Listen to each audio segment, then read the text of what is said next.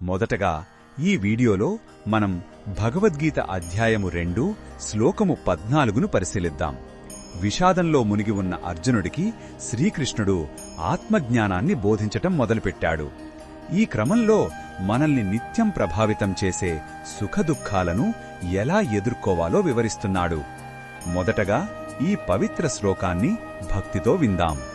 మాత్రా స్పర్శాస్తు కౌంతేయ శీతోష్ణ సుఖదుఃఖదాః ఆగమాపాయినో నిత్యా స్థాన్స్థితిక్ష్వస్వ భారత్.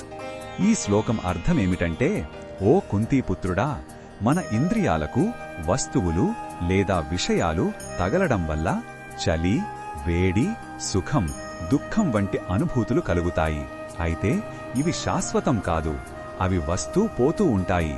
కాబట్టి ఓ భరతవంశీయుడా, వాటిని సహనంతో భరించు. కృష్ణ భగవానుడు ఈ విషయంలో మనకు ఏమి చెప్పుతున్నాడు అంటే, జీవితంలో ఎదురయ్యే ద్వంద్వాలకు మనం అతీతంగా ఉండాలి. సుఖం వచ్చినప్పుడు పొంగిపోవడం, దుఃఖం వచ్చినప్పుడు కృంగిపోవడం వంటివి చెయ్యకూడదు. ఎందుకంటే ఈ అనుభూతులన్నీ మన చుట్టూ ఉన్న వాతావరణం లాంటివి. శీతాకాలం, వేసవికాలం ఎలా వస్తూ పోతాయో అలాగే సుఖదుఖాలు కూడా శాశ్వతం కాదు. వాటిని కేవలం సాక్షిగా గమనిస్తూ సహనాన్ని అలవర్చుకోమని కృష్ణుడు అర్జునుడికి ఉపదేశిస్తున్నాడు.